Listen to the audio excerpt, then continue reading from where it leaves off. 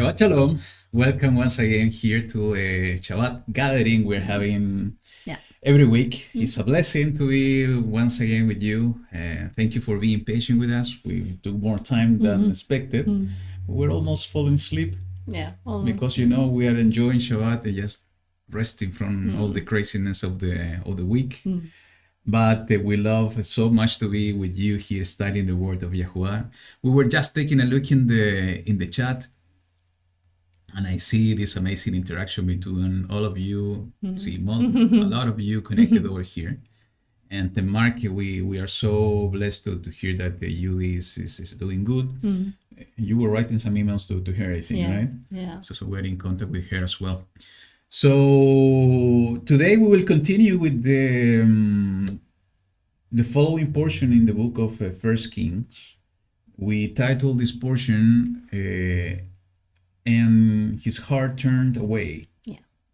And I think this is a big lesson to all of us that is serving in different angles of life, I think. We were exchanging notes with Lillian early today, and we were talking exactly about that. So we'll go through the chapter 11 and chapter 12 just to see what YaHuWaH has brought to our hearts. And as I always invite you, please also share your thoughts and your insights in the chat. So all of us, we can grow together. We can learn together to see what YaHuWaH wants to reveal to our hearts. What about you? How are you doing? Much better. Yeah, still a strange voice, but much better. And thank you. I for saw your Marisa prayer. asking for you. Yeah, thank you, because the recovery is really good. And sometimes we learn that from that bad situation is that maybe Abba is telling you, well, take it easy. Well, this is going to be for a moment, but then you're going to feel much better. And when I compare that, like maybe a physical sickness, but with the spiritual stuff, well, I'm just waiting for the full recovery at one moment. And that's what we have to have in our hearts and in our minds. That maybe here we are having all these trials, all these physical battles, but He's going to deliver us at one point and forever. So that's amazing. That's true. Beautiful. Yeah, and I'm a witness actually that she's feeling better. Yeah. She's still coughing time to time. Yeah. But yeah, you are feeling. Yeah. One is weak, but the other one is strong at that point. True. That's the way we need to do it. Actually, that there's a lot of people that is getting sick. Having following the news, I know that in the States there is a lot of people going through difficulties. And here in our country is the same. Though we are the temperatures are increasing. Actually, it was a change. A quick change. And now we are really in summer. Yeah, somehow we are getting very close to what summer is actually in terms of weather, climate. But having hearing of a lot of people sick here in other places, so we need to keep praying for everyone. We don't know what's going on, but we know that what we know is that we have one that is healing our bodies, is the one that He created us, and that's YaHuWaH Elohim. So we don't want to delay that much the study. I think you have a lot of things to share. Some. Some? Some. Okay. Just some. So we want to move forward right away to the portion. But as we always do, let me share this song with you. And actually, now that after reading the portion, I think this song somehow is quite relevant to what we are going to study today. So let's listen this song. Let's meditate in the lyrics, and let's worship YaHuWaH. That's the intention. So here we go.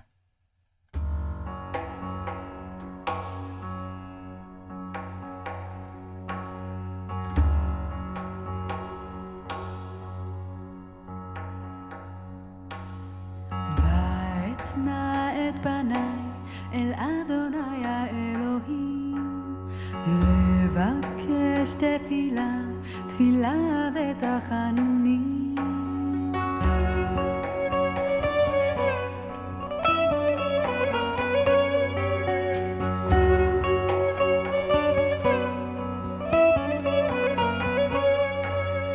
ואתנה את פניי אל אדוני האלוהים, לבקש תפילה, תפילה ותחנונים. הטה אלוהי עוזרך ושמע, פקח עיניך וראה.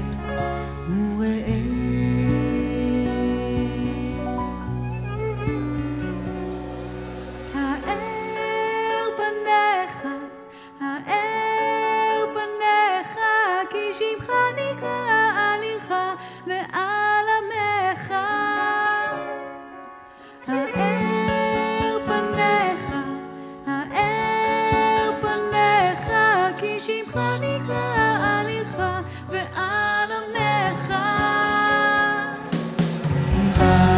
ואתפללה לאדוני אלוהי, ואתוודע אומרה לאדוני, הטה אלוהי אוזנך ושמע, פקח עיניך וראה.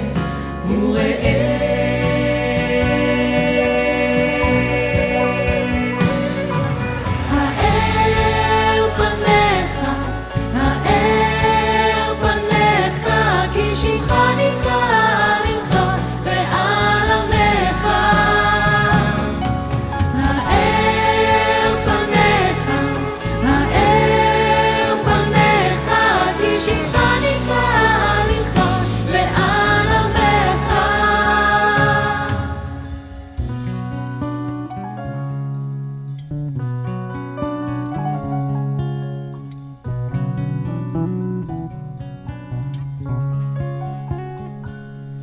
אדוני, שמע אדוני, סלח אדוני, הקשיבה ועשה.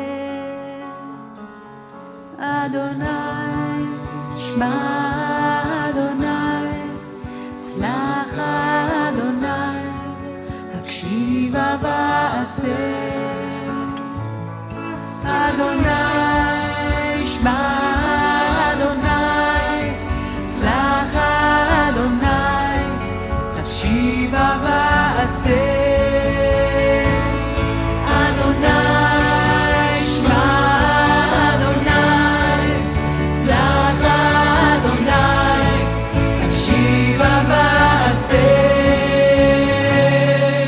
האר פניך, האר פניך, כי שמך נקרא על עירך ועל עמך.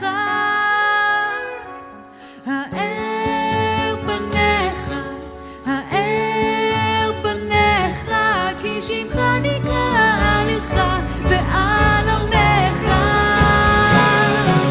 האר פניך, האר פניך, כי שמך נקרא על עירך ועל עמך. האר פניך, האר פניך, כי שמך נקרא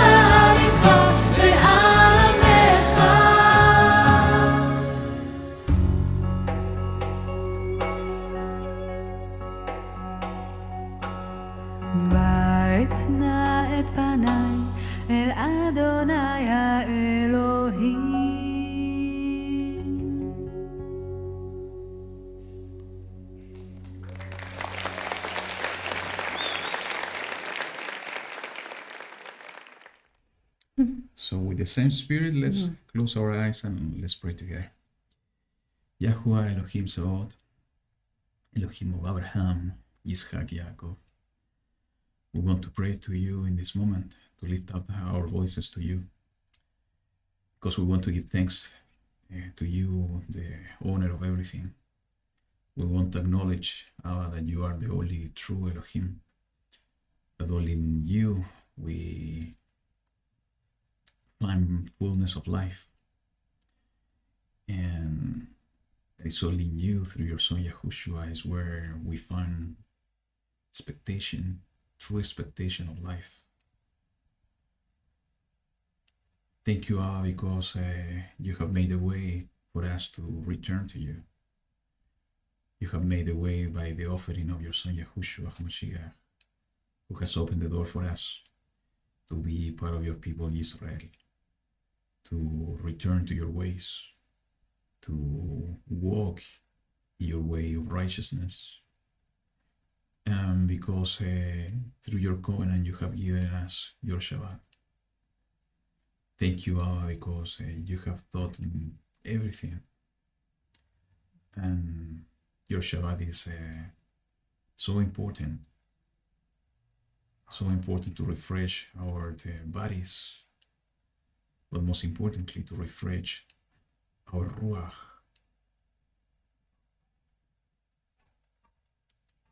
Having the opportunity to set our minds and set our hearts only to you, towards you, to seek your face and to know you better.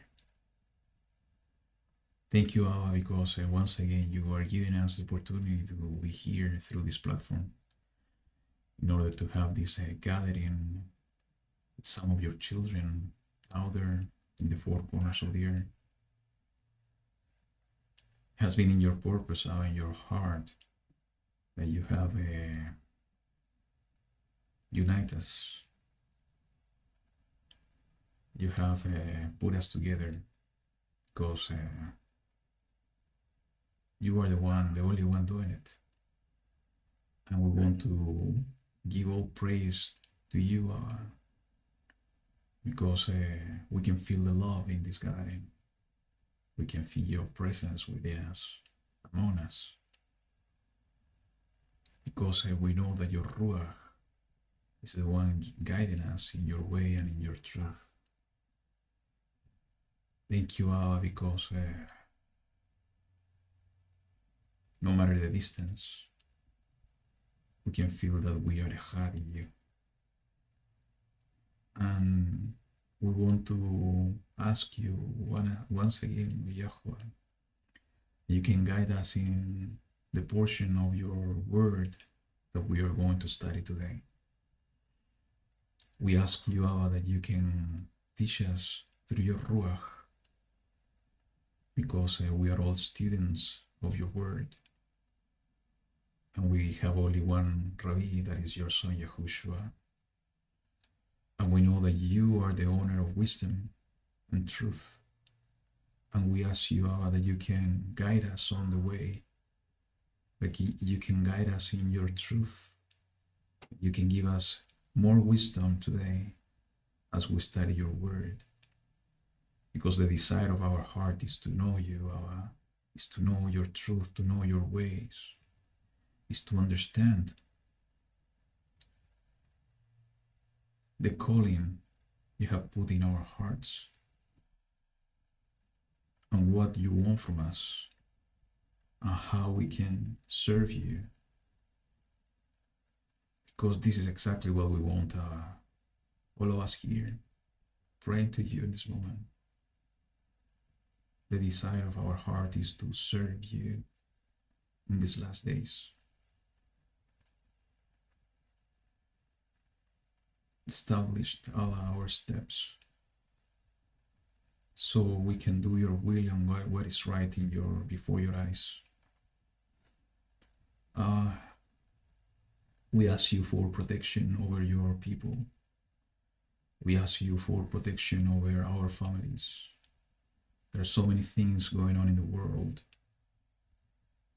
And we trust in your promises.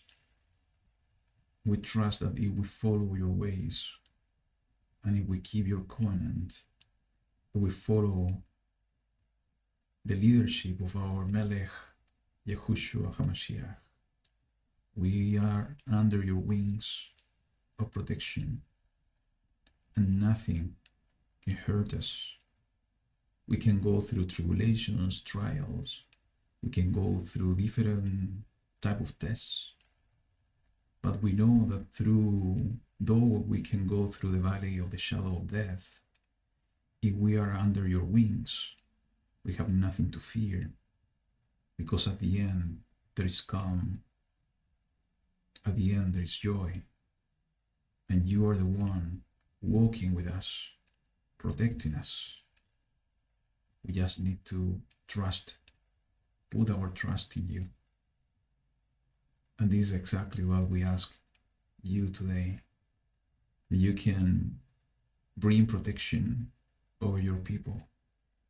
You can bring restoration over your people.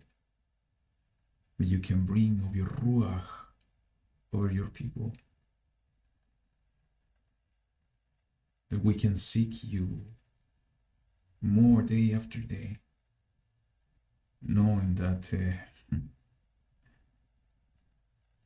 the only way that life has some sense is when we are close to you, when we recognize that you are the one, the maker of everything. Thank you, Allah, for taking our hands and bringing us back to you. Give us all your strength in order to endure until the end, YaHuWaH. Because we want to endure until the end. And we want to be part of your kingdom here on earth. And we know in the bottom of our hearts that that time is coming soon. That your son YaHuWaH is coming soon to establish your kingdom. And your kingdom, Allah, should reign over this entire world. And your son YaHuWaH will establish and restore righteousness and peace and joy and truth. And we want to be part of that. This is exactly why we are here. This is exactly why we believe. And this is exactly why we want to endure until the end. Because we want to be part of your kingdom now, in expectation and in service to you.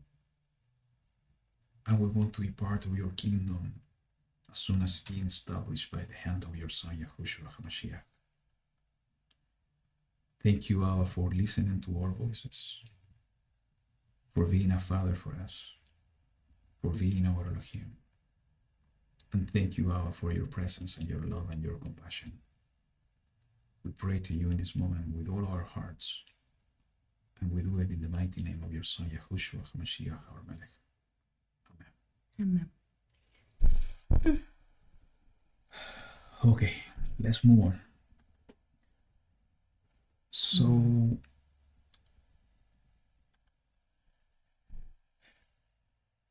today the lesson, as I said, is going to be a big change of what we were studying in the previous weeks, right? Yeah. Is the last phase in the life of Shlomo, and what a change, right? What a change. So, I think you are going to read the first one, right? Oh, yeah. Okay. I was the winner this time. You were the winner. So let's go. If you feel that you need to stop, let's do it. If not, let's continue it completely, and then we can just highlight the points. Okay. Okay. And it You want says... to manage the mouse? Or? No, Okay. you help me with that. Okay. And sovereign Shlomo loved many foreign women, in addition to the daughter of Pharaoh, Moabite, Ammonite, Edomite, Sidonian, and Hittite women, from the nations of whom YaHuWaH has said to the children of Israel, do not go into them, and they do not go into you, for they shall certainly turn away your hearts after the mighty ones. Shlomo clung to this in love. And he had 700 wives, princesses, and 300 concubines, and his wives turned away his heart. And it came to be, when Shlomo was old, that his wives turned away his heart after other mighty ones, and his heart was not perfect with YaHuWaH his Elohim, and was the heart, as was the heart of his father David. And Shlomo went after Ashtoreth, the mighty one of the Sidonians, and after Milcom, the abomination of the Ammonites. Thus Shlomo did evil in the eyes of YaHuWaH and did not follow YaHuWaH completely, like his father David. Then Shlomo built a high place for Chemosh, the abomination of Moab, on the hill that is east of Jerusalem, and for Molech, the abomination of the children of Ammon. And so he did for all his foreign wives who burned incense and slaughtered to their mighty ones. Therefore, YaHuWaH was enraged with Shlomo, because his heart had turned away from YaHuWaH Elohim of Israel, who had appeared to him twice, and had commanded him concerning this word, not to go after other mighty ones, but he did not guard what YaHuWaH had commanded. And YaHuWaH said to Shlomo, because you have done this, I have not guarded my covenant and my laws, which I have commanded you, I shall certainly tear the rain away from you and give it to your servant. That is important. Only I do not do it in your days for the sake of your father David. Out of the hand of your son I shall tear it. Only I shall not tear it. I shall not tear away all the rain, but give one tribe to your son for the sake of my servant David, and for the sake of Jerusalem, which I have chosen. And YaHuWaH raised up an adversary against, I'm going to read it until there. Go ahead. And then we can comment until there. As Yeah. you feel it in your heart. Yeah. Do you want to say something? No, No? I thought that Okay. you wanted to say something. Yeah. That's why you stopped. So Yeah. go ahead. Yeah. I Well- have a lot of things to say, but Okay. go ahead. You stop because of something, right? No, because it's like this first part. Okay. Then how everything happened. So this is like when YaHuWaH realized that Shlomo at the end was turning away from him. Mm-hmm. And in the verse 2, it says that he didn't obey YaHuWaH about the instruction. Mm-hmm. And we were discussing in the morning that he knew about this. All Israel knew about the restriction, about to whom they could get married and to whom not. Because it is advised before by YaHuWaH that some traditions, some cultures could take away their hearts from following him. So that was exactly what happened. He got married with a lot of women, it says, different places. And at the end, it says, while he was old, then his heart was turning away. So it's not something that happened at one moment when he was saying, yes, I'm going to take her. And in that moment, no, it was something that maybe took years. It's something that it was happening while they were living together, where they were knowing each other. And it was like when you are transferring a lot of cultural things and your traditions, things like that. And what was the advice of YaHuWaH?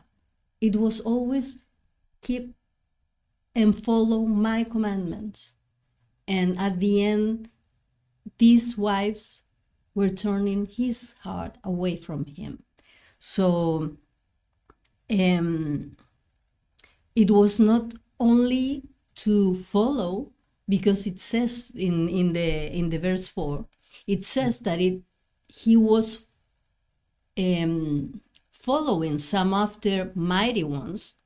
It says after Ashtoreth, he went after, but then in the 7, he said he was even building high places for some other idols. So maybe at the beginning it was just, okay, I'm going to hear about this. But then he was actively Yes. doing some stuff. He got engaged onto Yeah. idol worship, basically. So the involvement maybe sometimes is just, okay, at the beginning, yeah, I'm not going to reject this. I'm not going to, well, you can do it because it's something that you like. And then you don't realize that if you are accepting that, maybe your heart is going to also accept that kind of stuff. And then you're accepting that, you're maybe participating in some things, and then you're not going to realize how you are going to be the one organizing some stuff that are against YaHuWaH. So at the end, it's something that during the work that we have, is we are putting more of our participation in our actions. So at the beginning, it could be something very innocent, but then our heart could be deceived completely. And that happened with him. And you were having one point that I really loved that, when you were saying about the even with all the wisdom. That's good. But let me make a comment first. I just saw the comment from Karen. Karen, we will be praying for Jessica. Okay. And it's her sister-in-law, I think. Okay. It's a surgery, a tumor in the brain. Okay. So we'll keep her in our prayers. Yeah, for sure. Yeah, actually, let me read some of the points we discussed earlier today. Actually, when we take a look in the verse 2, and the commandment that YaHuWaH gave to Israel not to marry the people from the land is very specific. We know that the origins, when we talk about blood, is coming from the Nephilim, most of them, if not all of them. But though that this is an important aspect of this commandment of YaHuWaH forbidding Israel to intermarry with these people, when he was mentioning this commandment, is very specific by saying why, what's going to be the consequence. Yeah. So don't marry them because this is going to happen. And what was going to happen is exactly what is written in the verse 2. They shall certainly turn away your hearts after their mighty ones. So the reason of forbidding this covenant is because the end result will be the people turning their hearts from YaHuWaH, turning their hearts away from YaHuWaH, forsaking YaHuWaH, replacing YaHuWaH in their hearts for something else. In this case, maybe as it is written here, their wives, his wives, and lately with the idols of their wives. So I think what we need to, from my point of view, what we need to understand here is that this is totally applicable to any type of covenant. Yeah. It's not only marriage covenant. And we have been talking about this in the past throughout the Torah portions. Is that we need to be so aware of not get into a type of covenant that is going to turn our hearts away from YaHuWaH. It could be a friendship, it could be a business covenant, it could be a marriage covenant, it could be, you name it. It could be any type of covenant that somehow at the end is going to replace the position that YaHuWaH deserves in our hearts with somebody or something else. That the end result is going to be exactly the end result that YaHuWaH was warning Israel, that all those things that we are entering into covenant is going to turn away our hearts from Him. So, what's happening at the end, and this is related to be unequally yoked and so on, is everything related, and exactly this is the point that we were making when we were doing the Torah portions. And we see here the perfect example in the life of Shlomo. Even though that he was the wiser of the wisest men, he got into this problem. So, what at the end is happening is that we create those bonds. When we depart from the way of YaHuWaH, because of anything, and in this case particularly because we have entered into a covenant that is not good for us, at the end is going to result in bonds that is going to be very difficult to remove them. And I remember now that I'm speaking this, what Peter quoting, I think, in Mishle, the book of Proverbs, was saying is that when you have enjoyed and you have been part of the way and you depart from the way, returning back to the way is so difficult because those bonds has been created. But even though that we can see those bonds, we also know that there is someone, the chosen one, the set apart one, that he is able to do and to cut those bonds. Yeah. And that's YaHuWaH. But to the point that you were making of what you remember is that it's easy to see in this portion that wisdom and heart are two different things. We can get wisdom from YaHuWaH. We can know everything. We can learn everything. We can have revelation about everything. We can get the same wisdom as Shlomo got. We can be used by the Ruach HaKodesh in a mighty way. But if our heart is wrong, it doesn't matter. What we need the most is to have a right heart.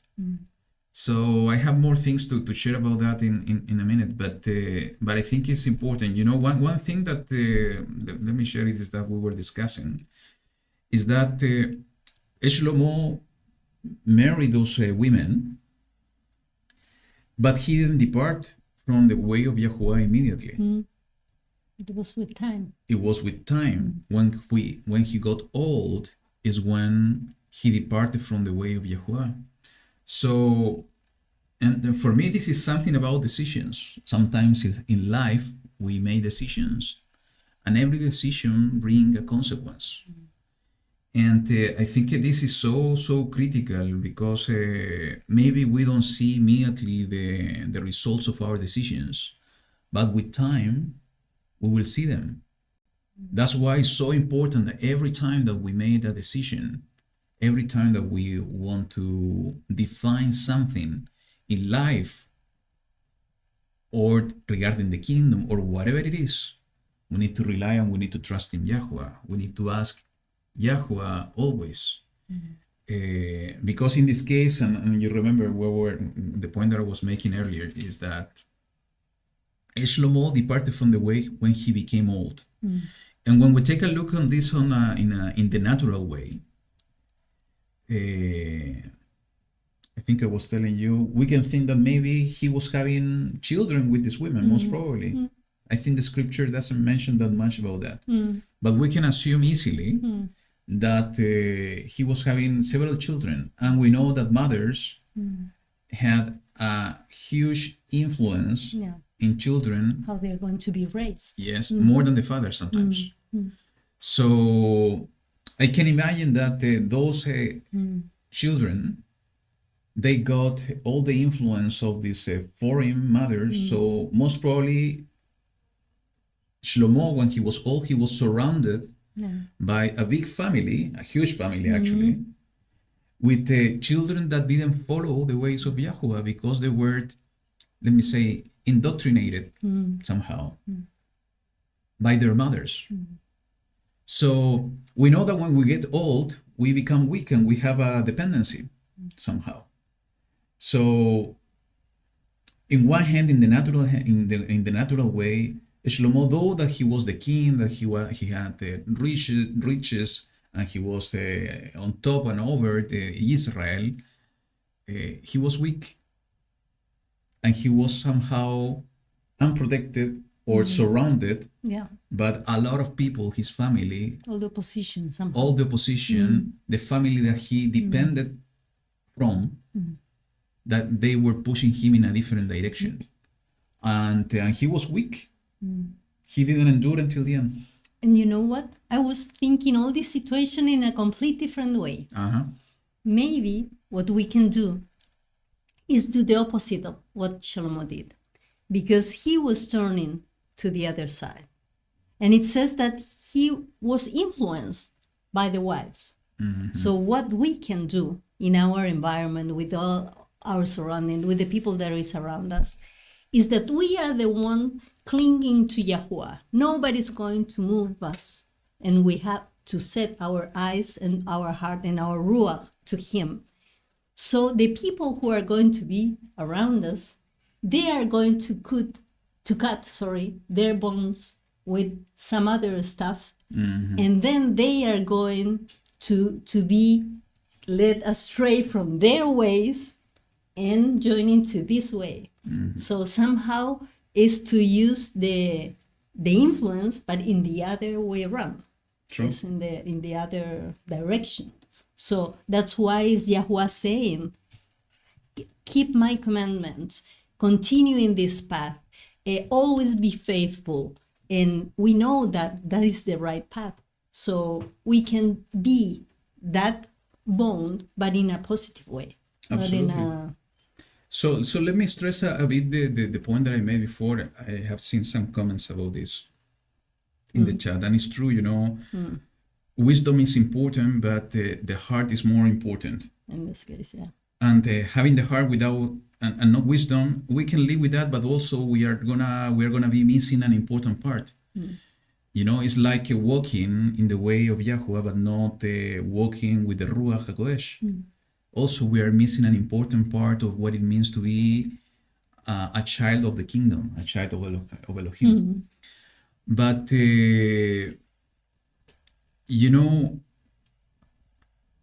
when I was talking about the decisions and the consequences of the decisions, and we have at least two passages that I want to share that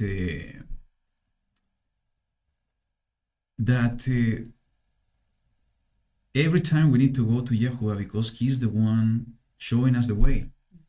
And so let me go to the first one. Actually, is in the same chapter, and we were reading about this, and it was during the prayer of Shlomo, the same Shlomo, in the chapter 8, verse 36. And Shlomo, actually, let me read the 35 and 36. It says, when he was praying to YaHuWaH, he said, when the heavens are shut up and there's no rain because they sin against you, when they pray toward this place and confess your name and turn from their sin because you afflict them, then hear in the heavens and forgive the sin of your servants, your people Israel. And listen to this. For you teach them the good way in which they should walk, and shall give rain on your land, which you have given to your people as an inheritance. Shlomo is reinforcing in this the second phase of his life, let's put it this way, when he was clinging to YaHuWaH, that he was the son of YaHuWaH, because this is a way that somehow even there was a prophecy for Mashiach. We can say that he was the promised one at that time. He was acknowledging that is YaHuWaH the one teaching us the good way in which we should walk. And though there's a direct reference of walking in the way of YaHuWaH by following the covenant, following the commandments and so on, this is totally applicable to any situation in life. YaHuWaH is speaking, and I'm gonna mention this later today as well. He's speaking not only through His word, He's speaking with His living word today. So in any angle of our life, He is the one who can teach us the good way in which we have to walk. And we see exactly the same happening when Moshe was weary of leading the people in the book of Shemot, Exodus chapter 18. And Moshe was wiser than the son of Shlomo, because he was listening to an elder that he was giving him good advice, and he was consulting for sure with YaHuWaH, as it is written in the book of Devarim, in order to confirm this word. And what I'm talking about is what is written in the verse 19, and this is Jethro and Moshe about the Shofetim, the judges. So we're going to read just the verse 19 and 20. This is Jethro talking to Moshe. It says, now listen to my voice. Let me console you, and Elohim be with you. Stand before Elohim for the people, and you shall bring the matters to Elohim. And you shall enlighten them concerning the laws and the Torah, and show them the way in which they should walk and the work which they do. So I'm stressing the point that is that through the wisdom of YaHuWaH, but having the right heart, because at the end it's a matter of decision. We can have the wisdom, but we can decide to do it or not to do it. This is obedience. We can decide to obey or disobey. But through the wisdom and through the Ruach of YaHuWaH, we can have the answers for any type of decision we need in life. Sometimes we can be confused on what to do, but if we continue praying and seeking His face, He's going to reveal to us through His prophetic word and through His Ruach in order to make the right decision, understanding that decisions bring consequences.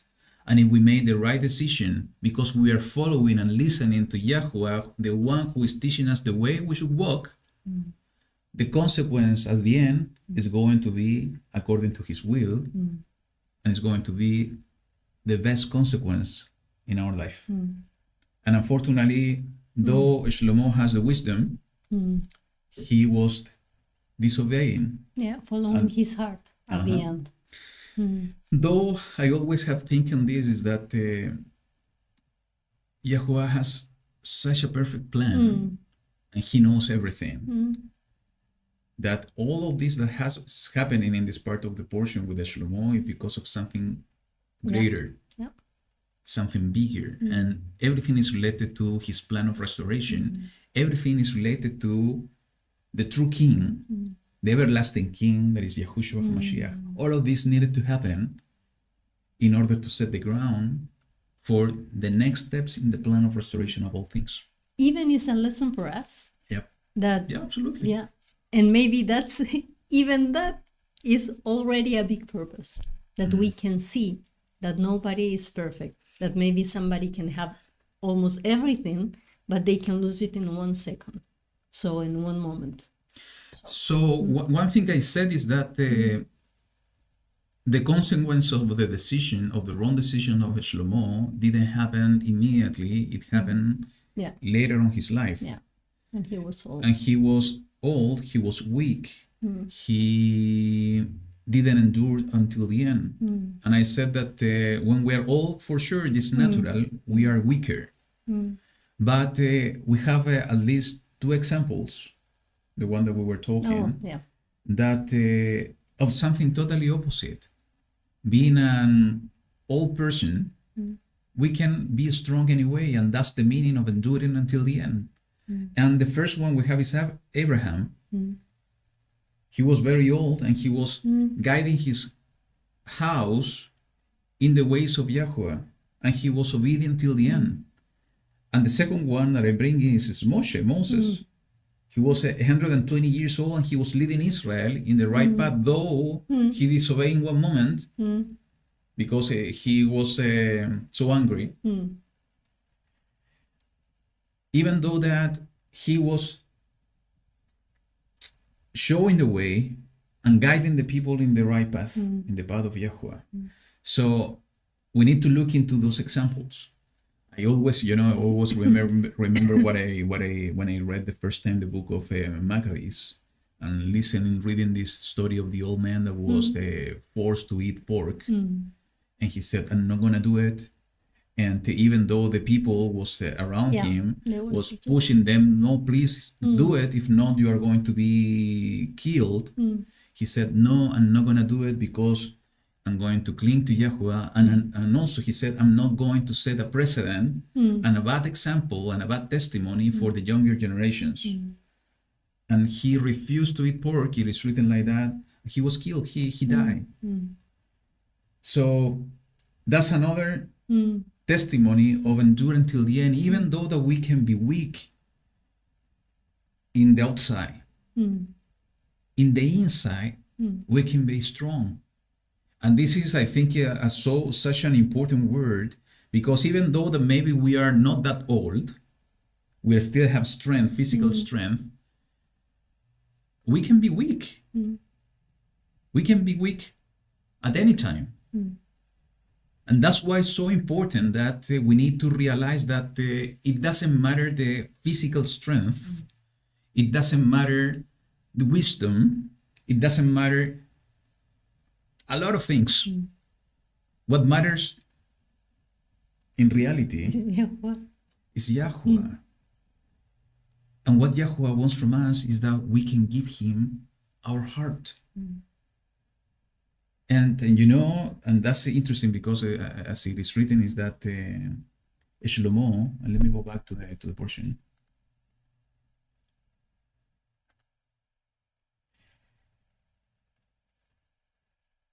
It said in the 4, and his heart, talking about Shlomo, was not perfect with YaHuWaH, with his Elohim, as was the heart of his father David.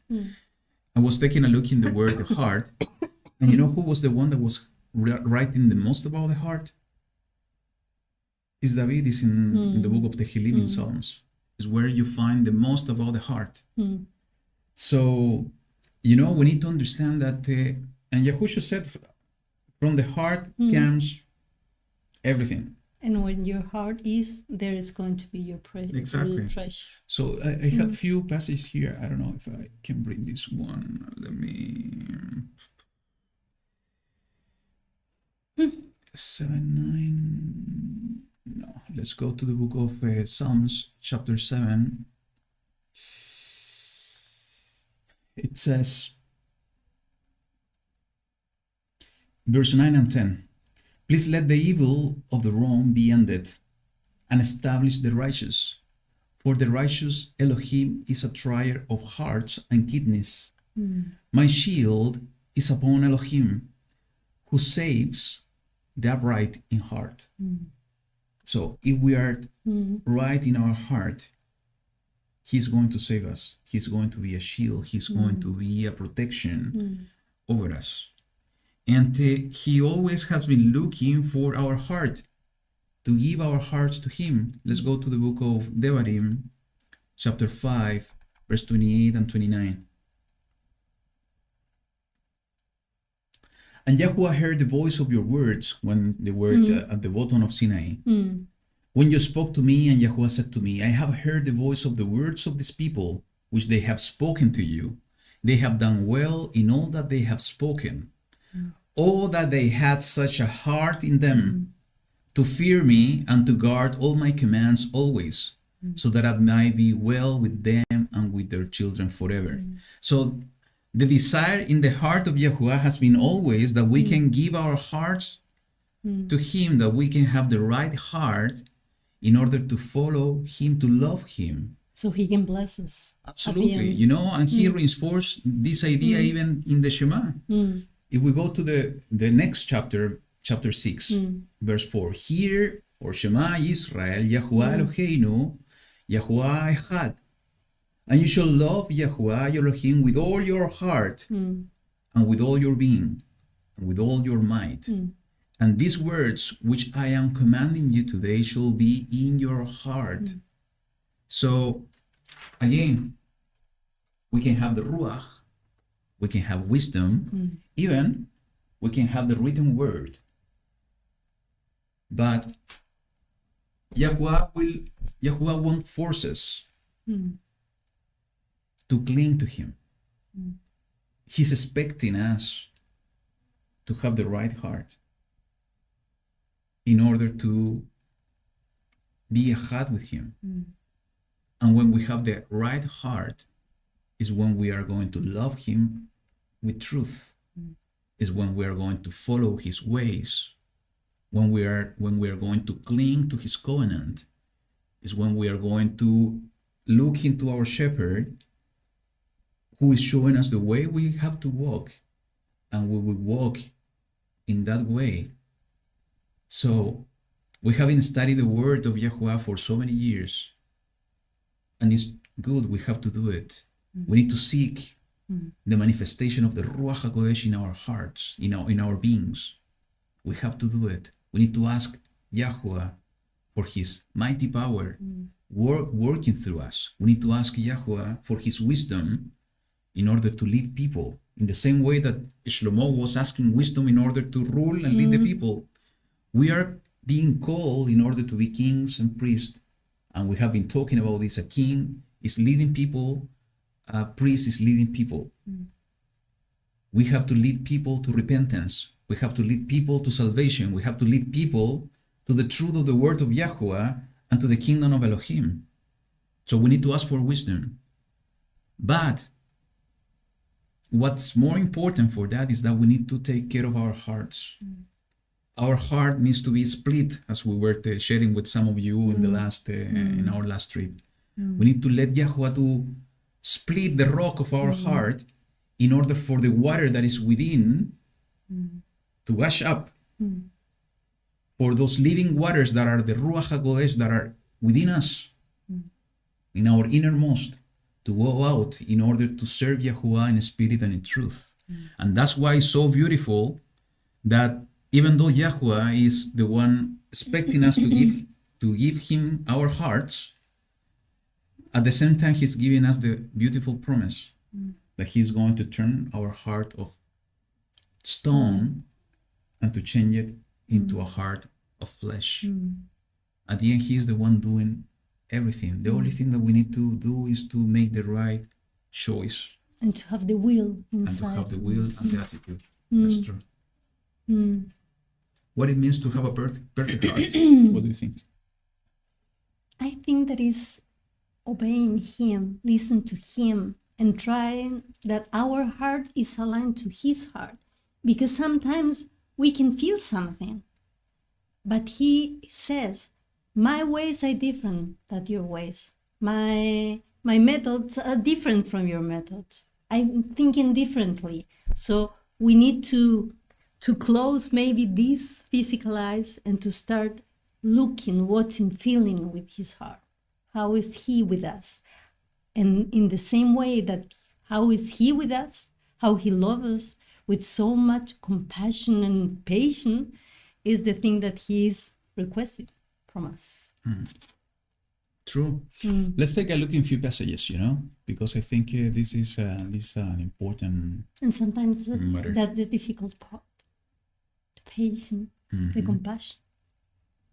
Mashiach said that. So, first, perfect heart, we have the best example. Who is the best example? Yahushua HaMashiach, about walking in perfection. He was always, all the time saying, I'm not doing my desire, I'm doing the desire of my Father. He was surrendering himself to the will of Allah. He was denying himself, and that's why he was speaking all the time, deny yourself. Meaning that the most important is not to follow our own intentions, is to understand what YaHuWaH wants from us and do it. It's listen, hear, obey. So he was the perfect example. And there are so beautiful passages, the one talking about the heart. So it says in the verse, in the chapter 119 of Psalms, let my heart be perfect in your laws, so that I am not put to shame. So perfection of heart, so connected to keeping Torah, keeping his covenant.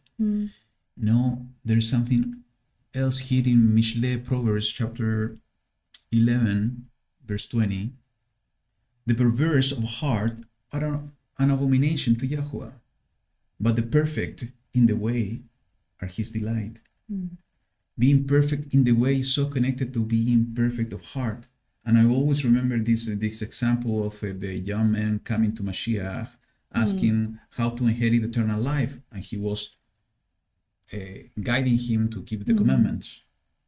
And since he was seeking even more, Yahushua said, okay, if you want to be perfect, sell everything and give it to the poor.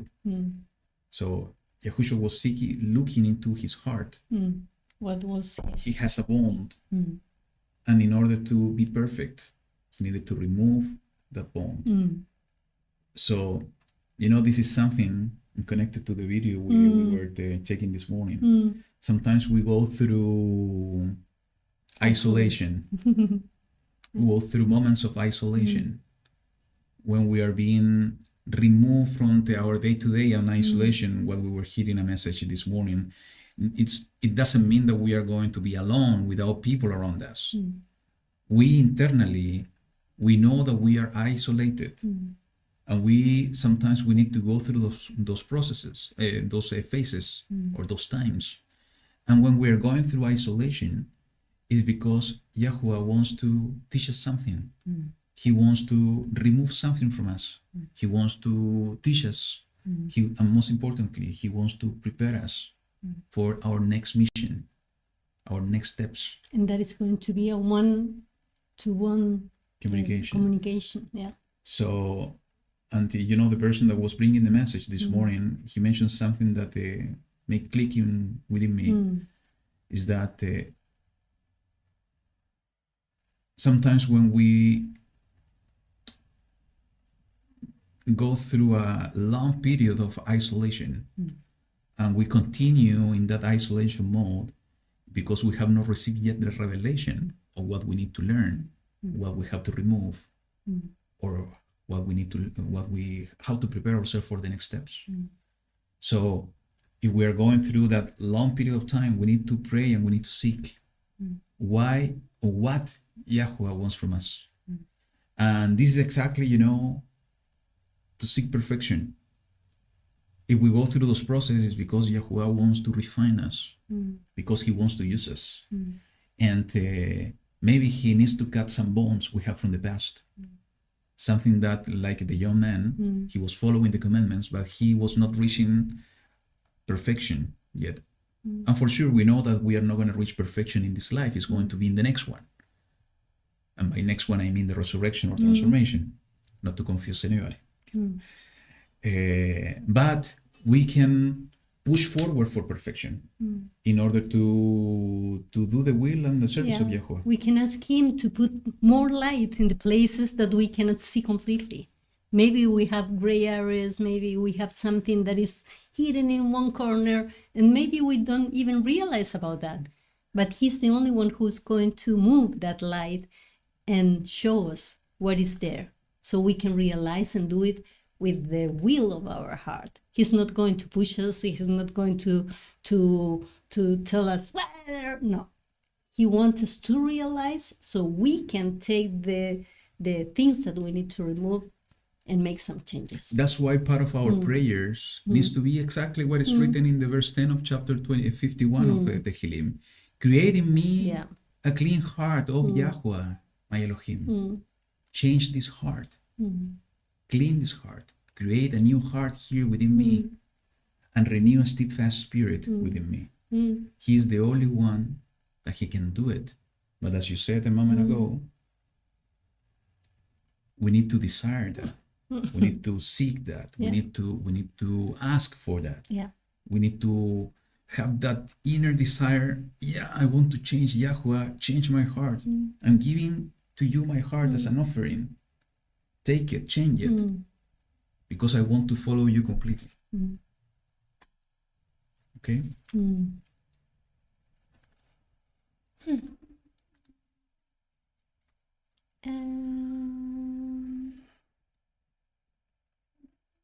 Okay, there. We were there. Yeah? Yeah, and the 14th? I don't remember. You can read the...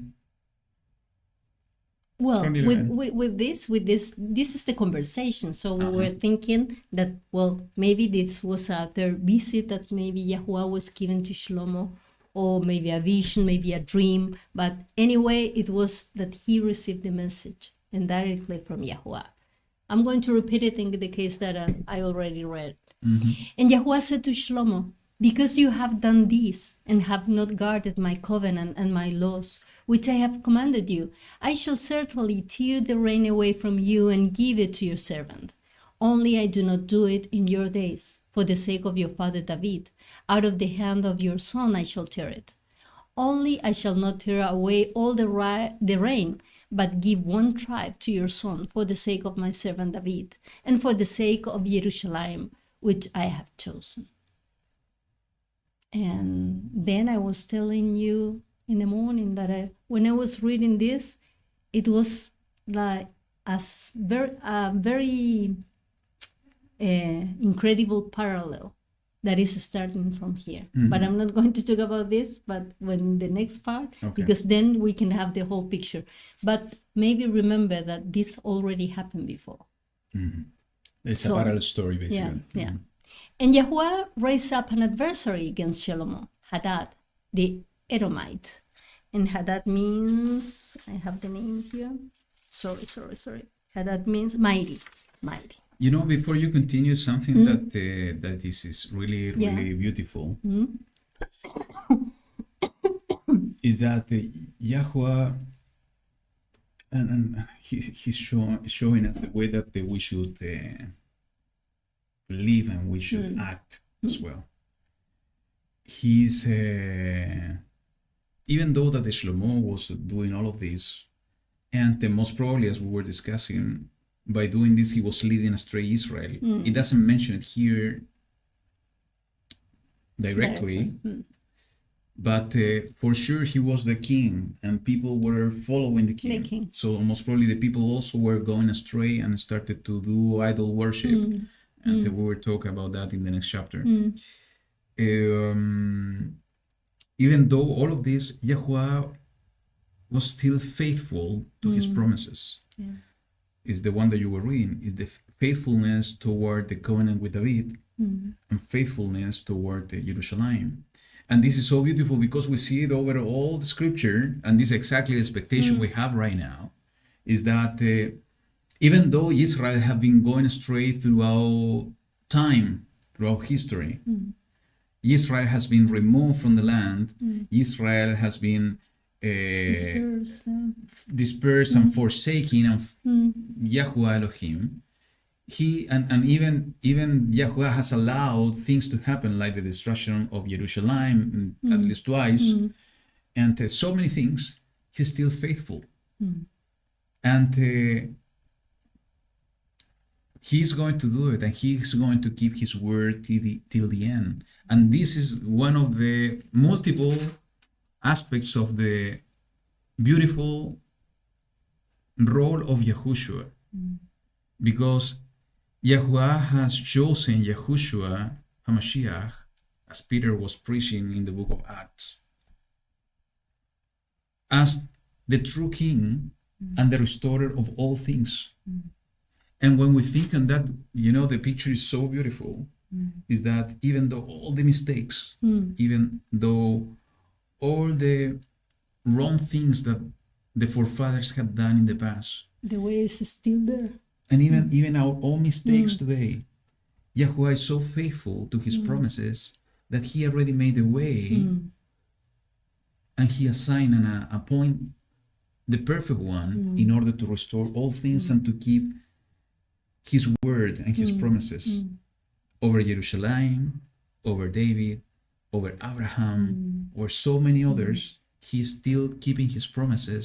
And the beautiful thing is that I can be totally wrong, but I have no heart within. I have no doubt within me is that we are going to be able to see with these eyes the fulfillment of all of that. And for me, this is such an amazing promise, is that after following the way, following for so many times, and I think in the past generations, of those believers that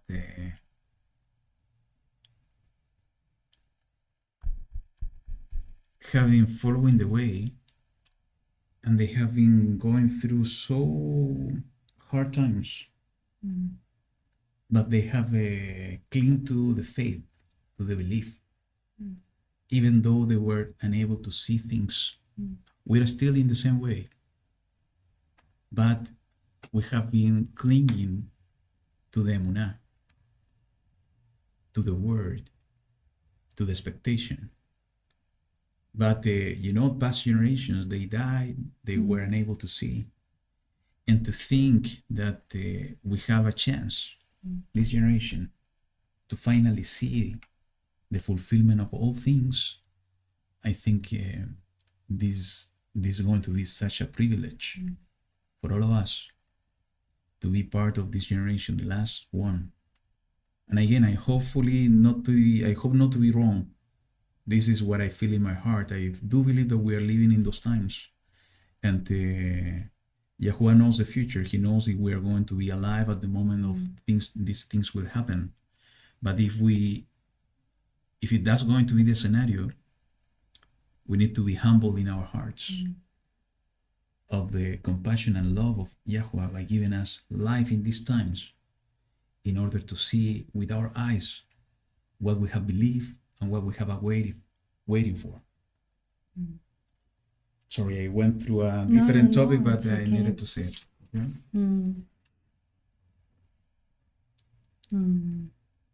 Go ahead. Yeah. Where I was? I don't remember. And YaHuWaH raised up an adversary against Shlomo, Hadad the Edomite. He was of the seed of the sovereign in Edom. And it came to be, when David was in Edom, and Joab, the commander of the army, had gone up to bury the slain. So this is back in time. After he had struck every male in Edom, Joab remained there with all Israel for 6 months, until every male in Edom was cut off. That Hadad fled to go to Mizraim, he and certain Edomites of his father's servants with him, while Hadad was still a little child. And they arose from Midian and came to Paran, and took men from them from Paran, and came to Mizraim, to Pharaoh, sovereign of Mizraim, who gave him a house and ordered food for him and gave him land. And Hadad found much favor in the eyes of Pharaoh, so that he gave him as wife the sister of his own wife, the sister of sovereigness Tahpenes. And the sister of Tahpenes bore him Genubath, his son, whom Tahpenes weaned in Pharaoh's house. So it was the aunt at the end who was breastfeeding the boy. And the name of Tahpenes, I think that I have it here.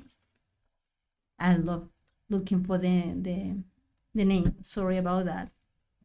Tahpenes is hands full of pity. And the Ganubath is theft. So somebody who going to take some things that doesn't belong to him.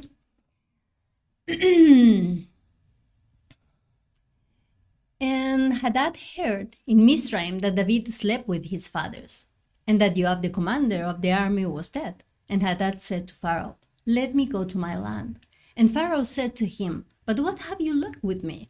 That are you now seeking to go to your own land?" And he answered, "No, but please let me go." And Elohim raised up another adversary against him, Rezon, son of Eliada, who had fled from his master, Hadadezer, sovereign of Sobah, and gathered men to him and became commander over a raiding band when David killed those of Sobah. And they went to Damascus and dwelt there, and reigned in Damascus. And he was an adversary of Israel all the days of Shlomo, beside the trouble that Hadad caused, and he was hostile to Israel and reigned over Aram. So, it's interesting to see that back then they began to have the same issues they're having in this place of the world today. Yeah, and it With the was surrounding- So, and they were having some issues, some story behind. So they were the enemies. So at the end, always there's going to be one group and an enemy group. It's kind of nature. So I'm gonna mention something that maybe will sound a bit harsh, but is the reality. All the story of these two adversaries that were raised up by YaHuWaH. We can compare this to what is written in the book of Ivrim and also in the Barim, when it's talking about the root of bitterness. Because the root of bitterness was not removed completely, later on It's going to cause problems. it was going to cause problem. And actually I want to revisit those passages quickly, just to confirm how to apply this to our lives. So let's go to the book of Devarim first, let's go to Ivrim first, to the book of Hebrews, chapter 12. We're going to read 14 and 15. Pursue peace with all, and pursue a partner's Kodeshah, holiness, without which no one shall see the Master. See to it that no one falls short of the favor of Elohim, that no root of bitterness springing up causes trouble. So you see the correlation, by which many become defiled, lest there be anyone who whores or profane one like Esau. And actually it's interesting because It's of in the Edom, same place. Edom. who for a single meal sold his birthright. So no one shall forth of the favor of Elohim, and this is exactly what's happening. You know, the adversaries were raised up by YaHuWaH after Shlomo departed from the way. So he was under the hedge of protection. He removed himself from that protection. Yeah. So And the adversaries appeared. Yeah. So the root of bitterness appeared because he was falling short of the favor of Elohim. And the root of bitterness began to cause trouble. So, and the root of bitterness connected to defilement, connected to sin. And it's exactly what is written in the book of Devarim, chapter 18 and 19. It says, actually, there is, 18 and 19. Lest there should be among you a man or a woman or clan or tribe whose heart turns away today from YaHuWaH. You see the pattern? It's exactly the same as we were describing in the ways of Shlomo. To go and serve the mighty ones of these nations, lest there should be among you a root-beating bitterness or wormwood. And it shall be, when he hears the words of this curse, that he should bless himself in his heart, saying, I have peace though I walk in the stubbornness of my heart. So, in order to add drunkenness, thirst. So, the root of bitterness connected to departing from the way of YaHuWaH, connected to troubles, connected to replacing YaHuWaH for idols. An idol could be whatever, not necessarily a statue that we're going to bow down. It could be anything that is replacing YaHuWaH in our hearts. Okay, so it's so important, and in this case we see what happened. David was unable to remove the people of Edom. So a root of that bitterness remained over there and was the one causing troubles later on. How to apply this in our hearts? If we are unable to remove something that we know that we have to remove, in the future, decisions bring consequences. And in the future, we are going to face It's exactly that what consequence. exactly what we were talking. If we made the decision not to remove the root of bitterness, in the future will cause consequences and troubles, and even can influence us in order to depart ourselves even more from the way of YaHuWaH. So that's one thing. Anything else? Yeah, but you told me that Huh? I cannot avoid it. I What? see similarities. Go ahead.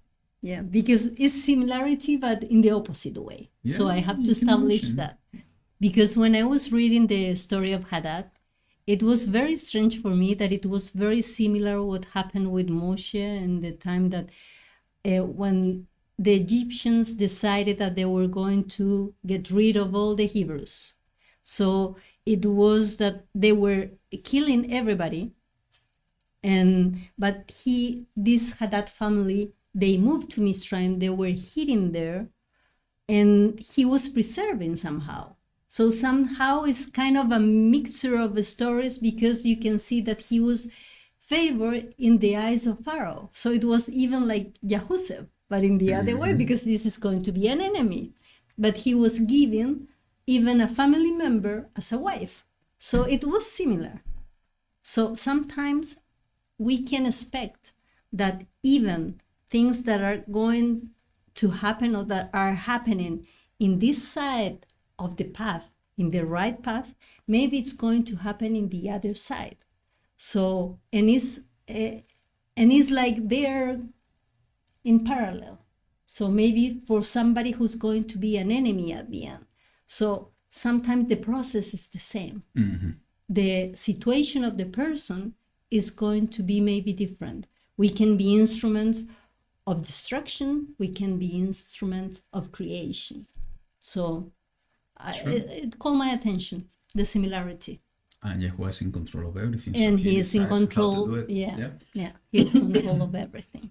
So, one additional thing that is important to mention, and I think is a key connection to keep in mind, and connected to what I said before,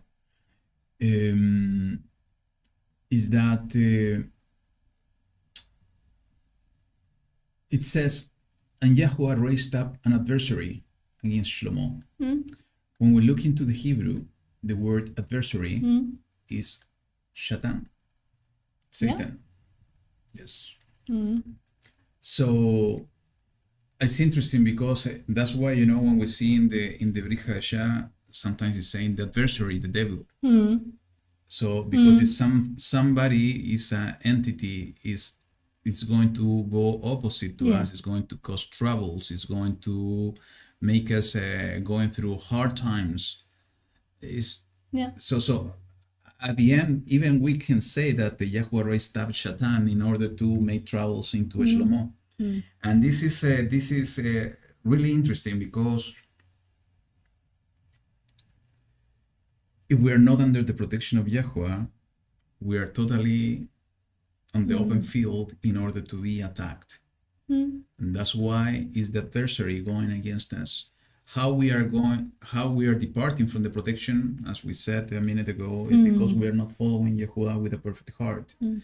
So in any case, the only way in order to be safe, in order to fight the battle, and in this time is so relevant because we want, in any case, if we want to see it or not, we are in a big battlefield of a spiritual warfare. And sometimes it's so easy to see it, just to take a look in the behavior of people. Those are entities, spiritual entities that are leading the people to do so many stuff, putting thoughts in the hearts of the people, moving people to commit actions, and so on. And this is increasing by the hour, by the day. So we are in a spiritual battle.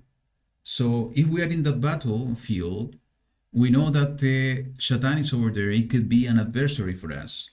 And that's why it's so important to keep the perfect heart in order to be under the protection. But we have few comments that connected exactly about the same.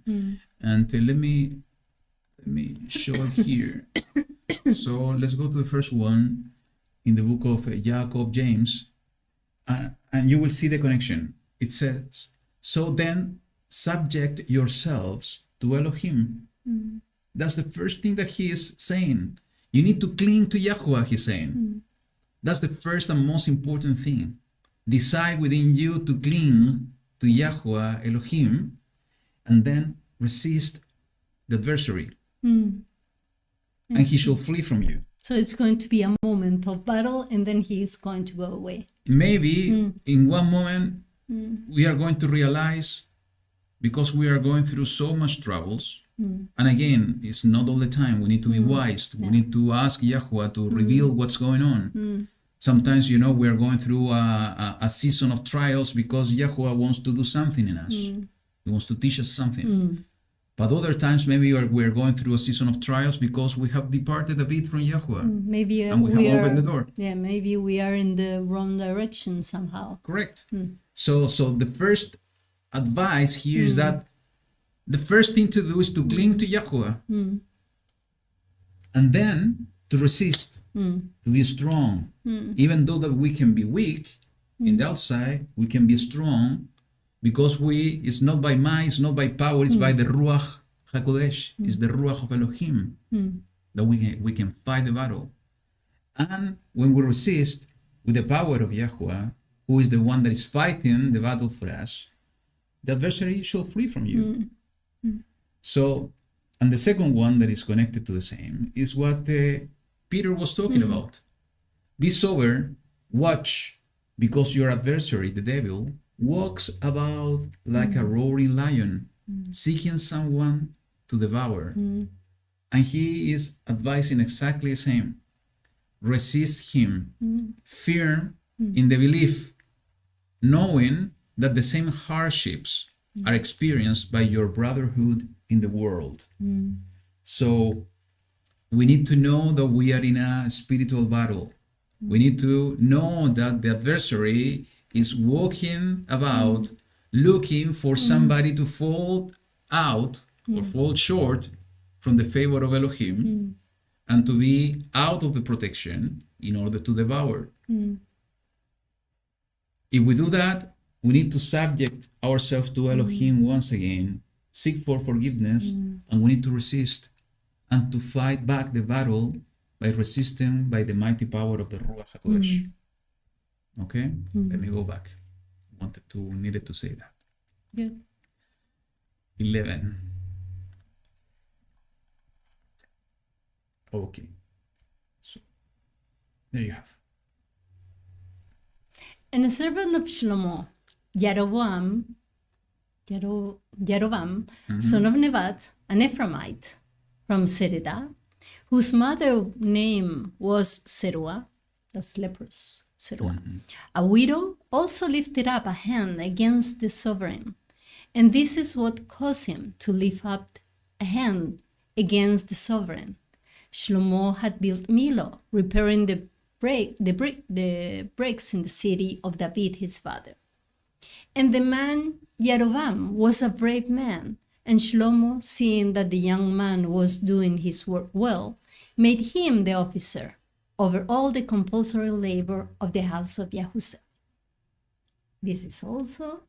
You can mention it. Yeah, because when I was looking the story about Jerovam and Shlomo and how they were somehow aligned or they were related, I could see a kind of reflection about the same what happened with Shaul and David. Yeah. In this case, Shaul being Shlomo and Yarovam. Shlomo being Shaul. Yeah, Shlomo being Shaul, because he was kind of disobedient. So the reign was going to be taken from him. Yeah. And in this case, Jeroboam, he was put in one position, and it was even the same king who was put him in that position. And like David, right? David was the same. Even he was receiving one of the king's daughter as one of his wife. And we can say that he was a kind of servant because he was playing the instrument. He was of the inner circle. Yeah. So I found this very interesting. And made him officer of all the compulsory labor of the house of YaHuWaH. Why? Because he was coming from that house, from YaHuWaH's house. And what is the house of Shlomo? It was from Yehuda. So, and what Elohim was telling to Shlomo, the reign was going to be given to your servant. And we knew somehow that it was Yehuda at that moment, and the rest was going to be the servants. So in this case, it was taken the reign from one part of the house from one house from one tribe to the other. To the other one. Yes. So it was very interesting. And it came to be at the time when Jeroboam went out of Jerusalem that the prophet Ahijah the Shilonite met him on the way. And he was wearing a new garment. And the two were alone in the field. And Ahijah took hold of the new garment that was on him and tore it into 12 pieces and said to Jeroboam, "Take for yourself 10 pieces, for thus said YaHuWaH, the Elohim of Israel. See, I am tearing the reign out of the hand of Shlomo, and shall give 10 tribes to you. But he shall have 1 tribe for the sake of my servant David, and for the sake of Jerusalem, the city which I have chosen out of all the tribe of Israel, because they have forsaken me, and bowed themselves to Ashtoreth, the mighty ones of the Sidonian, to Chemosh, the mighty one of the Moabites, and to Milcom, the mighty one of the children of Ammon, and have not walked in my ways, to do what is right in eyes, and my laws and my right ruling, as did his father David. But I do not take all the reign out of his hand, because I have made him ruler all the days of his life for the sake of my servant David, whom I chose because he guarded my commands and my laws. And I shall take the reign out of his son's hand and give it to you, the 10 tribes. And to his son I give 1 tribe, so that my servant David shall always have a lamp before me in Jerusalem, the city which I have chosen for myself, to put my name there. So I take you, and you shall reign over all that your being desires, and you shall be sovereign over Israel. And it shall be, if you obey all that I command you, and shall walk in my ways, and do what is right in my eyes, to guard my laws and my commands, as my servant David did, then I shall be with you and build for you a steadfast house, as I built for David, and shall give Israel to you. And because of this I humble the seed of David, but not forever. So that's important. It was something temporary. It's not going to be forever. And Shlomo sought to kill Yerovam. So again, like Shaul, it was trying to kill David. But Yerovam rose up and fled to Mizraim. And actually, it's very relevant because remember what the spirit of YaHuWaH left Shaul. And instead of that, was an evil spirit that was torturing somehow Shaul. Maybe here it happened exactly the same. In this phase of the life of Shlomo, maybe the wisdom he got, it was already disappeared. Yeah, maybe the Ruach providing this wisdom was not with him anymore. To Shishak, sovereign of Mizraim, and was in Mizraim until the death of Shlomo. Again, it was hidden. And the rest of the acts of Shlomo, all that he did and his wisdom, are they not written in the books of the acts of Shlomo? And the days that Shlomo reigned in Jerusalem over all Israel was 40 years. It was the same that David. So Shlomo slept with his fathers and was buried in the city of David his father, and Rehoboam his son reigned in his place. So it's an interesting way of the whole how the life of Shlomo ended. You know, I have always wondered what's going to happen with Shlomo during the resurrection. We don't know. That's going to be interesting to see. Because, you know, he was used so in the second phase of his life. You know, I was telling Lillian that I'm separating the life of Shlomo in three seasons, 3 phases. The first one in his childhood before becoming king. And I think most probably he had a very tough life because of the origin. With Bathsheba and so on. And actually we were discussing about that in the first portion of this book, that Bathsheba was very afraid of what's going to happen to her and to Shlomo. Yeah. And the second phase is when he was seeking YaHuWaH, he was walking in the ways, he was the king, he was building the temple, he was establishing the kingdom. And the third phase is exactly this, that most probably all the Masons and so on are connected so much with the Shlomo. Most probably are with this third phase, because he started to, you know, do all this idol worship and so on that are so connected to those societies, to say so. But you know, it's sad to see what happened to him at the end. So I'm always wondering what's going to happen with him when the resurrection happened. So, you know, for me, this is quite clear. Though it's about the division of the 2 houses. This is the prophecy about the division of the 2 houses. Though, and I have said this in the past, the 2 houses already existed. And I think they existed from the time of Mizraim, Egypt, when Joseph was removed from the family. Is when the division of the 2 houses happened. And there are multiple evidences in the scripture that somehow is reinforcing the idea of what just said. The 2 houses existed before this division. Actually, remember that David was reigning over the tribe of Judah in Hebron for 7 years, and then over all the tribe of Israel from Jerusalem for 33 years. But once again here, and I think most probably this division is the clear and the more the important one, because it set the ground to the next phase on the plan of restoration and the mission of Yahushua in his first coming, and how he's going to complete that mission on his second coming.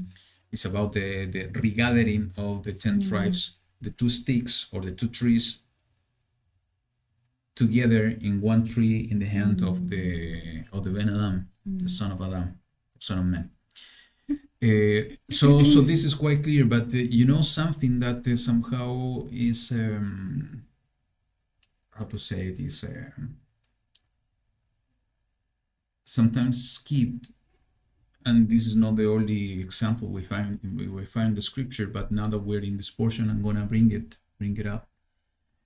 Is what happened with the what is written with the prophecy over Jeroboam.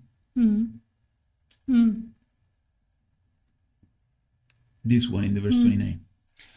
And it came to be at the time when Jeroboam went out of Jerusalem that the prophet Ahijah the Shilonite was meaning this coming from Shiloh. Yeah. It was the place of where were the tabernacle. Okay? And for me this is quite relevant, okay? Met him on the way, and he was wearing a new garment. And I think that is a kind of key, because if he went out of Jerusalem, he was doing something. Maybe he was living according to the ways of YaHuWaH. That's why maybe he took him. Most probably. And he was maybe if he was going out of Jerusalem, maybe he was going to the land of Ephraim. Maybe that's why he met Ahijah, that he was from Shiloh. And Ahijah took hold of the new garment that was on him and tore it into 12 pieces, and said to Jeroboam, take for yourself 10 pieces, and listen to this. For thus said YaHuWaH, the Elohim of Israel, see, I am tearing the reign out of the hand of Shlomo, and shall give 10 tribes to you. What the point I want to make is the following. Let me bring this scripture to you, and you will see what I want to share with you. To David it was said the same, that he was going to reign. So imagine that you receive that kind of promise if you're following YaHuWaH. It's a very basic point, but it's so relevant that sometimes we tend to forget. This is Yahushua in the wilderness, and the answer from Yahushua to the first temptation. But he answered, said, it has been written, men shall not live by bread alone, but by every word. Let me reinforce it. Every word that comes from the mouth of YaHuWaH. Yeah, it's not only the written, it's the one revealed by the prophets. Yeah. There are two types of word. It's the written word and also the prophetic word. Sometimes we tend to theologize, I don't know if I can use that word, or to theorize, or to put or think, and to put YaHuWaH in a box. And the only thing we know and the word that we have from YaHuWaH is the written word. It's not. YaHuWaH is a living Elohim. He has a mouth. He speaks. And he speaks today. He spoke in the past. In the story, and that's why I'm bringing this up. In the story we just read, the Torah was already given, was written, was in existence. They knew they had the written word in order to know and remember and not to forget the laws, the commandments, the right rulings. But even in that time, exactly what's happening to us in this time, YaHuWaH was speaking through his prophets. And this is so relevant is because if we understand what Yahushua said is that we have to live not by bread alone, by every word, the written and the prophetic word. So YaHuWaH wants to speak to us in these days. It's up to us to have open ears in order to hear his word. And actually, let me put this passage here, and I think this is so relevant. Is Jeremiah chapter 7, verse 21 to 23. It says, "Thus said YaHuWaH Sebaot, the Elohim of Israel, add your ascending offerings to your slaughterings and eat meat." And this is so important what is saying in the 22. "For I did not speak to your fathers or command them in the day that I brought them out of the land of Mizraim about matters of ascending offerings or slaughterings." So how come? Because we see in the Torah that he was giving all the instructions. I do believe that is a mystery. Not to study now, but I think it's a mystery. Because for sure he gave them this, but he didn't give those commandments at the moment he brought them out of the land of maybe Mizraim. it's a thing of He timing. had to give those commandments because of something. And I do believe, it can be wrong, but I do believe it was related to the golden calf. Most probably that was the reason. But again, I don't want to deviate myself from the topic, but it's really important what YaHuWaH is speaking through his prophet here. About matters of ascending offerings and slaughterings. "But this word I did command them, saying, Obey my voice, and I shall be your Elohim, and you be my people, and walk in all the ways that I have commanded you, so that it be well with you." So what he's saying, obey my voice, the written word and the spoken or the spoken word. He's speaking to us in these two ways. And what he's expecting from us is to be obedient. Obedient when we see his written word, obedient when we hear his voice speaking within us with his ruach or through a prophet. Can we be a prophet in these times? What do you think? He can use anybody he wants. So, yeah. We can be prophets. You know, when we analyze the lives of the forefathers, this is something really interesting because most of them were prophets. What happened with Hanoch? Was he a prophet? For sure. What happened with Noah? Was he a prophet? Absolutely. Because through him, YaHuWaH was bringing a prophetic word of what's going to happen in the world. Yeah. What happened with Moshe? Absolutely. And I think that he can use even anybody for that purpose, because he's going to, that it was, you said, is something that is going to happen in the future. And he's warning us about that. So, you know, let me put this one again. In addition, John Yohanan chapter 10, verse 27. "My sheep hear my voice, and I know them, and they follow me." Hearing the voice of the master and obey. Exactly as it is written in the book of Jeremiah. So we see in this whole story that they have the written word, but also the prophetic, the spoken word, being brought up through a servant of YaHuWaH, a prophet. And the expectation from YaHuWaH is that he's speaking, he's expecting that the people that is receiving the word to obey. Is exactly as we see here. So commenting on the question that I was asking, for sure we can become prophets. Those are the gifts of the Ruach HaKodesh. You know, the disciples were providing prophetic word to the people in many aspects. So if we seek the manifestations of the Ruach HaKodesh, YaHuWaH will speak to us and he will speak through us. And what he's expecting us is that we are going to obey, and also the people that we are going to deliver the message that YaHuWaH is bringing through us, he's also expecting the people to obey, because every word that is coming from the mouth of YaHuWaH is what we need in our lives. Can you imagine if Jeroboam was disobeying? Maybe nothing will happen. Maybe YaHuWaH we were in the need to change gears and to go to somebody else. And we have seen all these stories in the word that sometimes he had the need to do this. So No, he is waiting for obedience. But we need to understand, he's speaking. I was reading this morning, I told you, I opened the scripture and I saw the story of Samuel, when he was a little one living with Eli. And it is written so beautifully and so directly is that he didn't know YaHuWaH. Though that he was living in the tabernacle, though that he was living with the priest, though that he was living in the presence of YaHuWaH, he didn't know YaHuWaH.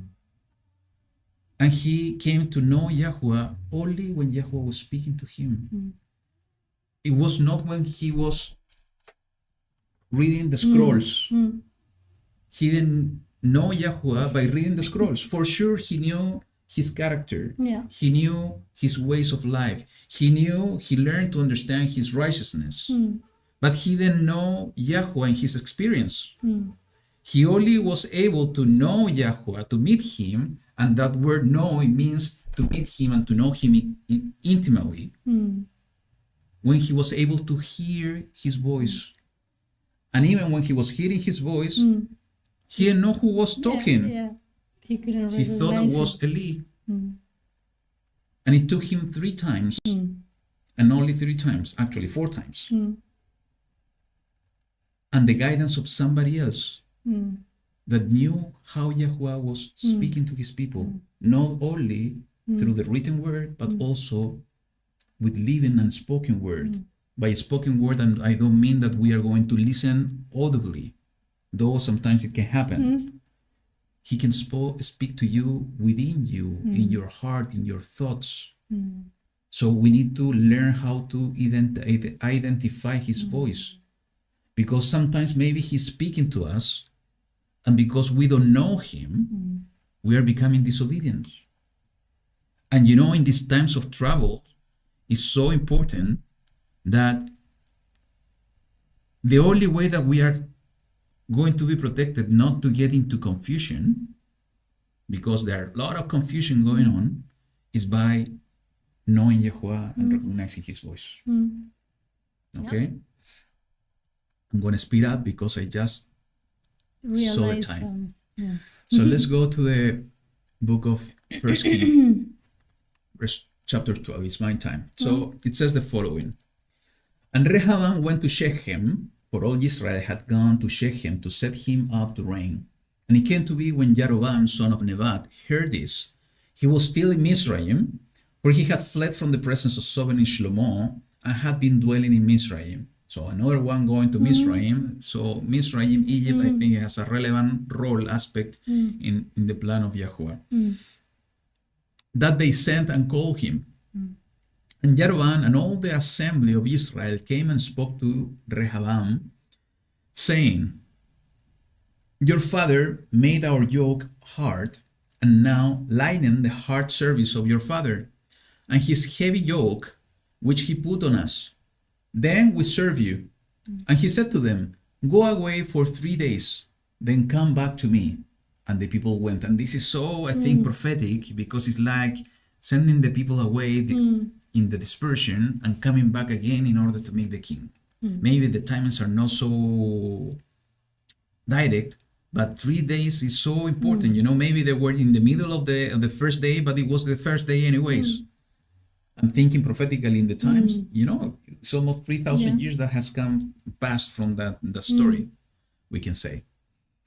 So it continues, says in the 6th. Then sovereign Rehoboam consulted the elders who stood before his father Shlomo while he still lived.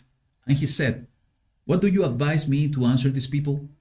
And they spoke to him, saying, if you are a servant to these people today, and shall serve them, and shall answer them, and speak good words to them, then they shall be your servants all the days. But he ignored the advice the elders gave him, and consulted the young men who had grown up with him, who stood before him. And he said to them, what advice do you give? How should we answer these people who have spoken to me, saying, lighten the yoke which your father put on us? And the young men who had grown up with him spoke to him, saying, say this to these people who have spoken to you, saying, your father made our yoke heavy, but you make it lighter on us. Say this to them. My little finger is thicker than my father's waist. Wow. And now my father laid a heavy yoke on you, but I add to your yoke. My father flogged you with whips, but I have flogged you with scourges. Wow. Do you know what's the difference? Yeah, flog, I think that is only leather, and the scourges is with the stones and metal And things parts. in the tail. The Exactly. one that used with YaHuWaH Exactly. to take the And I think this is also somehow prophetic. Yeah. So Jeroboam and all the people came to Rehoboam the third day, as the sovereign had spoken, saying, Come back to me the third day. But the sovereign answered the people harshly and ignored the advice which the elders had given him. And he spoke to them according to the advice of the young man, saying, My father made your yoke heavy, but I add to your yoke. My father flogged you with whips, but I flogged you with scourges. So the sovereign did not listen to the people, for the turn of events was from YaHuWaH in order to establish his word, which YaHuWaH had spoken by Ahijah the Shilonite to Jeroboam, son of Nebat. And all Israel saw the sovereign did not listen to them. Then the people answered the sovereign, saying, What portion do we have in David? And there is no inheritance in the son of Yishai. To your mighty ones, O Israel. Now, see to your own house, O David. So Israel went to their tents. But as for the children of Israel, who dwell in the cities of Yehuda, Rehoboam reigned over them. And when sovereign Rehoboam sent Adoram, who was over the compulsory labor, all Israel stoned him with stones, and he died.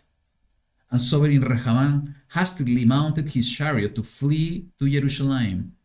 Thus Israel revolted against the house of David to this day. And it came to be, when all Israel heard that Jeroboam had come back, they sent for him, and called him to the congregation, and set him up to reign over all Israel.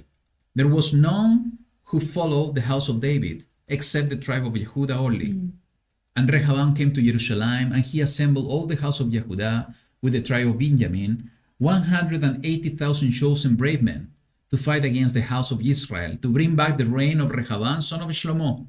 But the word of Elohim came to Shemaiah, the man of Elohim, saying, again, prophetic word, Speak to Rehoboam, son of Shlomo, sovereign of Yehuda, and to all the house of Yehuda and Benjamin, and to the rest of the people, saying, Thus said YaHuWaH, do not go up or fight against your brothers, the children of Israel. Let every man return to his house, for this matter is from me. And what they did? So they obeyed the word of YaHuWaH and turned back according to the word of YaHuWaH, the spoken word of YaHuWaH, they obeyed. And Jeroboam built Shechem in the mountains of Ephraim and dwelt there. And he went out from there and built Penuel. And Jeroboam said in his heart, again, another one turning his heart away from Elohim, speaking in his heart, now the rain shall return to the house of David. If these people go up to do slaughterings in the house of YaHuWaH at Jerusalem, then the heart of these people shall turn back to their master Rehoboam, sovereign of Yehuda, and they shall kill me and go back to Rehoboam, sovereign of Yehuda. Fear instead of fear, and have reverence on YaHuWaH. And totally forgetting what was the prophetic word and the promise and the obedience. So the sovereign took counsel and made 2 calves of gold and said to the people, It is too much for you to go up to Jerusalem. Why you're going to walk so much? You know, you need to go up the mountains. You're going to get weary all the way. See your mighty ones, O Israel, which brought you up from the land of Mizraim. Who else said that? Somebody else said exactly the same. That was Aaron with the golden calf. And he set up one in Bethel and the other he put in Dan. And this matter became a sin, for the people went before the one as far as Dan. And he made the house of high places and made priests from all sorts of people who were not of the sons of Levi. And Jeroboam performed a festival on the 15th day of the 8th month, like the festival that was in Yehuda, and he offered on the slaughter place. So he did at Bethel, slaughtering to the calves that he had made, And at Beitel he appointed the priests of the high places which he had made. And he made offerings on the slaughter place which he had made at Beitel on the 15th day of the 8th month. Interesting, the date. Yes. Why? Yes, because it should be on October around 27, 28, Around Halloween? around Halloween. Interesting. Interesting. In the month which he had devised in his own heart. You know, the heart can be very deceitful. It is written. And he performed a festival for the children of Israel and offered on the slaughter place and burned incense. So, let's try to summarize on the most important point of this chapter. You know, first of all, there was a prophetic word that YaHuWaH was removing the kingdom from the house of Shlomo. And he somehow allowed this or orchestrated this in such a way that is for me, it's a beautiful picture of something in the future.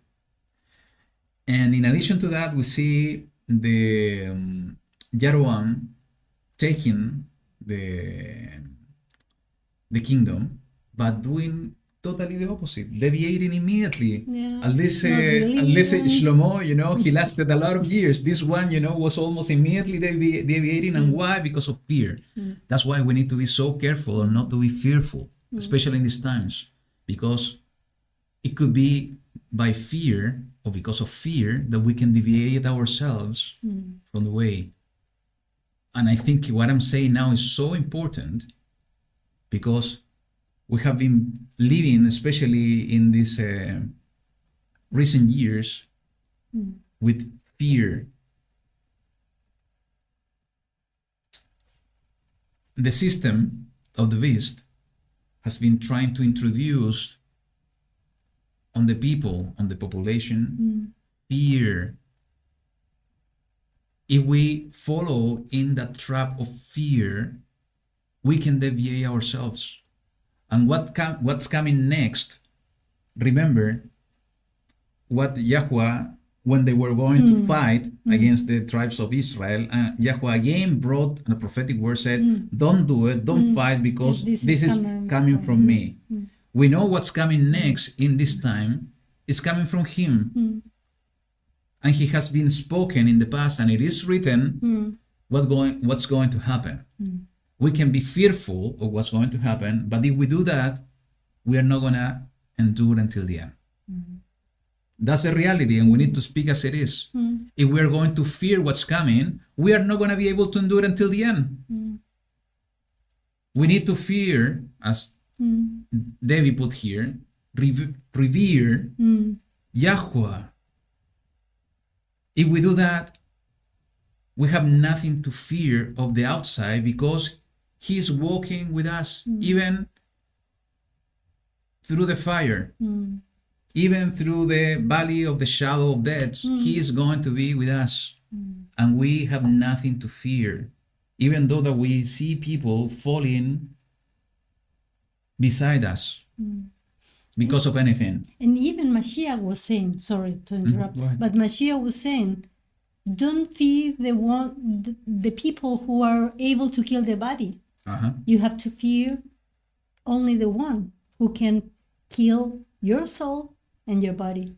So, and it's going to be the eternal death. That is the one that we have to fear, not this one. This is temporary, and it's one that everybody's going to pass through. So we cannot avoid it. If we have to die, we will die. We are going to die anyway. He knows what are our days. It's part of the process. So why to fear? If we have to die in certain ways, we have to die in certain way. We need to keep our faith and our expectation in him. That even if we have to die, we have to die. But in him. Clinging to him till the end. Not making the same mistake of Shlomo. And for sure not making the same mistake of Jeroboam. That even though that he was promised, you are going to be the king now. I'm giving you the kingdom. And he was deviating because he was devising in his heart to do something totally different. And you know, this is the beginning. We will continue in this book. It was the beginning of something so terrible that ended up in the rejection of the 10 tribes. And as all of us maybe were taking a look in the study of Jim Staley about the identity crisis, is that in order to save the 10 tribes, YaHuWaH himself had to die by becoming a man through Yahushua, and die in order to open the door for them to come back. So he needed to do all of that, and for sure, when we see the full picture, trying to look as he is looking into the picture, we see that all of that was necessary for something even greater. So let me rewind a bit. How all of this began, how YaHuWaH orchestrated all of this in order to remove the kingdom from Rehoboam. The people was weary. They have a heavy burden on them. And when we look even more, what they were doing, what the people were doing that was so heavy on them and had this heavy burden that they needed to be lightened. Work. What work? What they were building? Cities, construction. They were establishing the kingdom. They were the work, the hands that were building the temple, the hands that were building the house of the king, the hands that were building the walls of Jerusalem. In one word, they were working to establish the kingdom. But they were already built. So maybe they continue. They continue building, Yeah. building more stuff. Because if we go back to the other portions, it said that the Shlomo was taken from all the tribes in order to do all this work. So they were saying, we are weary of building on the kingdom. And this is for me so prophetic and so important, because it can happen exactly the same to us. We are somehow preparing the ground for the establishment of the kingdom of YaHuWaH. We are working, we are servants as well. And we can become weary of the way. We can become saying, please, this is so heavy, I cannot continue building and constructing the kingdom. And, let me put this passage in the book of Yeshayahu 28-31. It says, did you not know? Have you not heard? The everlasting Elohim, YaHuWaH, the creator of the ends of the earth, neither faints nor is weary. His understanding is unsearchable. He gives power to the faint, and to those who have no might, he increases strength. Even youth shall faint and be weary, and young men stumble and fall. But those who wait on YaHuWaH renew their strength. They rise up the wings like eagles. They run and are not weary. They walk and do not faint. So we can become weary and we can become like fainting when we are even in the way of YaHuWaH. But we need to cling to YaHuWaH and to his promises, that he is the one renewing our strength. So continuing in the story, what Rehoboam did, he didn't listen to the elders. He listened to the young man. Isn't it this what's going on in the society today? And actually it's part of the curses, I think, in the scripture. Yeah. That They he's don't going to pay appoint. attention to the elders, to the wisdom of the... Correct. So he didn't put attention on the wisdom of the elders. He put attention on the counsel of his friends. And he did totally the opposite. He didn't remove the heavy burden of the people. But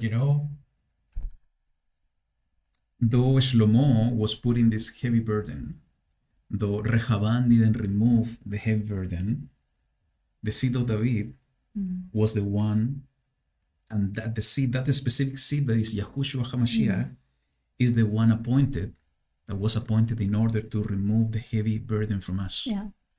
And when we connect the two passages and we go to the book of Matthew, It's so chapter beautiful. 11, What he said. when he said, "Come to me." You know, just imagine this whole story of the people of Israel that were building and establishing the kingdom, building the temple, the city, and so on. And they were coming to Yahushua and said, "Oh, lovely King, we are so tired. We have this heavy burden on us. Please, line it up, remove some burden." And Yahushua, instead of Rehoboam, answered in this, "Come to me, all you who labor and are burdened, and I shall give you rest. Take my yoke upon you and learn from me, for I am meek and humble in heart, and you shall find rest for your beings. For my yoke is gentle, and my burden is light." So, you know, Rehoboam, maybe he didn't do it, but Yahushua is exactly what he's inviting us in order to remove any burden, in order to enjoy the way of building this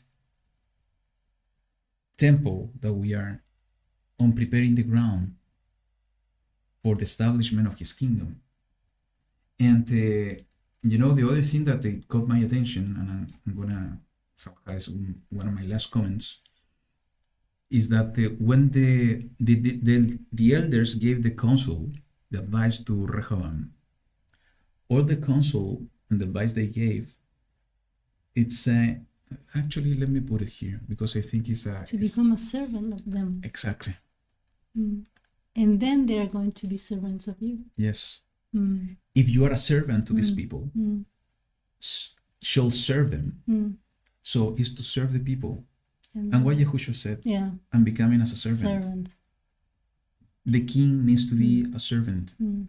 Because that's the way that he's going to gain, Exactly. like the hearts and the attitude towards him. And that for us is so important, because even if the king, the appointed king of kings is a servant, how much more for us? what is left for us? You know, he has promised us to be kings as well. But how we are going to become king if we don't become servant first? And if we don't have the heart of the servant? We were speaking at the beginning about the heart, the perfect heart. You know, the heart of the servant is the most important one if we want to rule, we want to lead. And today, we are appointed to lead people, as I said before, to repentance, to salvation. You know, Jeroboam was unable to do that. He was pursuing to do his own will. And he was leading the people astray instead of leading the people, becoming a servant to YaHuWaH first and then becoming a servant of the people. He wanted to do what was right for him instead of doing what was right for the people. We need to learn meekness. We need to learn to be humble. We need to learn that deny ourselves and belong, because we belong to YaHuWaH. We need to let YaHuWaH to reign through us in order, and the only word that is summarizing all of that is becoming a servant. If we don't do that, we are going to go astray. You know, one of the things, and I'm going to finish so you can share it as well. Sorry for that. I needed to spell it out.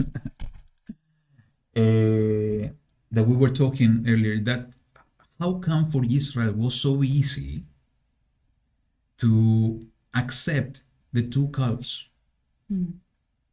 You know what they were saying? Enough of this house. We have no inheritance on the house of David. To our Elohim. So division, going astray. And when this Jeroboam put these calves, they were accepting so easily. It's like they knew them. And we need to understand that first, Shlomo was deviating himself. And they were offering to Molech. And if you have not seen pictures, go Google it, pictures of Molech. It has a form of an ox. They were passing their children through the fire to Molech or Moloch. So they were used to see this idol worship through Shlomo, and then Jeroboam put this one, Okay, these are my mighty ones, because they forgot YaHuWaH. The people forgot YaHuWaH, and they were so easy to accept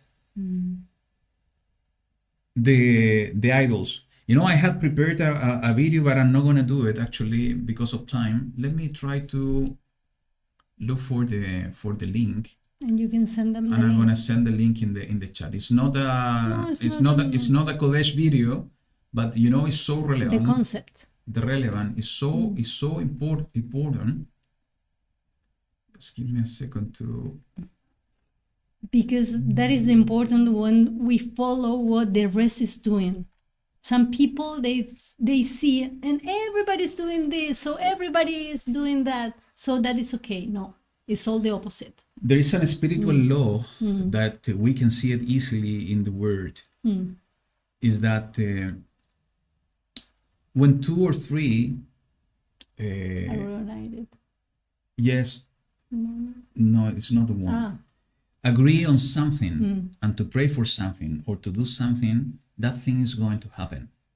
Or If it's according to of course. Yeah. If two or three, I don't remember exactly how it's written. They pray for something or ask for something to YaHuWaH, that's going to happen, because you know they are working in being a hat. Where are two or three united in my name, I'm going to be among them. So there is a spiritual law, is that basically we are like sheep. Is that we are following the mass. And if the mass is going in the right direction, everybody will go there. If the mass is going in the wrong direction, everybody is going to go there. And you know, in the video, take a look after we finish here in this one, you will see this happening, not in a Kodesh thing, but you will see how this spiritual law works. And believe me, the dark side is using it all over the place. You can see in marketing, you can see in business, and so on. Is that when people, and at least three people, agree in something, all the rest are being somehow connected, and big thing begin to happen. Okay? So here is exactly the same. What happened? The king began with idol worship. This another new king said, okay, I'm going to lead these people in this way. And he was assigning priests from everywhere. The priests were leading the people astray. So everybody, because of this spiritual law, began to go in that direction.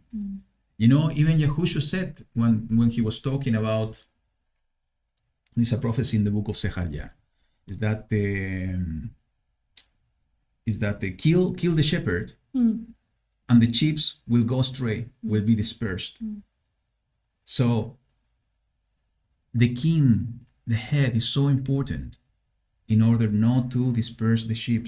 And that's why we need to remember that we have our headship is the righteous one, is Yahushua. If we cling to him and we cling to YaHuWaH through him, we are not going to go astray. Okay? So I think that's the reason why Israel accepted so easily these idols. Okay, that's from my side. Sorry. No, it was perfect. Everything. Yeah, but you wanted to share more things, right? No, it was almost the same. And I was interrupting when I have something to say. The only thing that I want to add is that nobody has guarantee 100%, even when YaHuWaH has providing that promise. But none of us, even when we have the desire now today, if we don't follow him closely and blindly, I don't know if I can say that, with our eyes closed, if we don't put everything from us, nobody can stay in this way, because somehow the outside forces are going to try to take us from this path. So we have to pray every single day. Is something that is happening. And I think that all the trials, Yahushua was saying, all the trials are going to become like labor pains. So are going to be more frequent, more stronger, and it's like that. So we have to pray. And we have to pray for all the family. We have to pray for endurance. That is our word, like our like our slogan lately. Mm-hmm. Endure until the end. No fear, endurance. Yeah. Let's pray, because we need to be courageous. We need to ask Abba for the strength that we need to continue here, not to think that we have that the promise is granted just because we are nice, we deserve it. No, we have to earn that. We have to fight for that, and we only can do that when we allow him to fight for us, and he's going to do it when we ask him. Is two things. We give some punch and he's going to give the other one, so we have to do it together. Strong and courageous. I think that's a key phrase, key statement we were talking about when we become weak outside because we are old. Is when we need to be more strong and courageous. We are all becoming old. Everybody, we are all becoming old. So we need to be strong and courageous. That's the only way. Strength is coming from inside. Being courageous is coming from inside. It's an attitude. It's a decision. It's a decision of the heart. This is everything that we have been talking so far. Is we can have, as I said, physical strength. We can have a lot of wisdom. We can have even the Ruach of Elohim in us. We can be working on miracles and so on. But if we don't have the right heart, because we are disobedient, we can lose. Exactly. Yeah. So we can lose. Yeah. So I think that's the most important thing, the heart, the decision toward YaHuWaH. We need to get all in him. Absolutely. Older and wiser, absolutely got it. So it's been a blessing, like always. We're going to finish here because it's late. Oof. Yes. It was long. We need to give lunch to a 13 years old boy. He had a snack. Yeah, he had a snack, yes. But we need to go there. So we hope to see you next week. We will continue with the next portion. And let's see what else is coming to heart. You know, these lessons are so important to us. I think we always see insights and things that YaHuWaH is bringing to this moment, and how we can apply the word in our lives. And we always can apply the words in our life in order to be perfect on the way. Because we are perfect on the way, we are going to be saved. We are going to endure until the end. So with that said, thank you so much. Have a blessed Shabbat. Yeah. And by the way, if you take a look in the video of just sent, remember that the same spiritual law we can apply while serving YaHuWaH. If you, us, and more people are connected, seeking YaHuWaH with a true heart, being obedient to the spoken word and to the written word, the same effect will happen.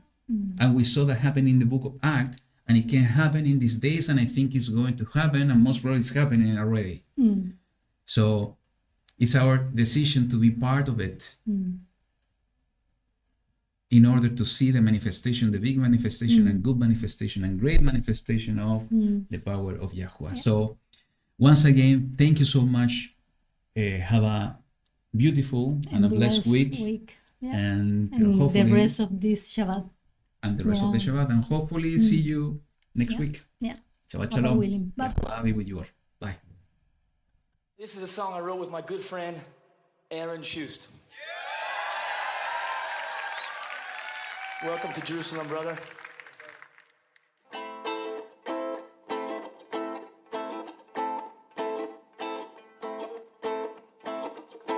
The one who calms a raging storm, the one who walks upon the sea. Earth and heaven are your own, yet you're watching over me.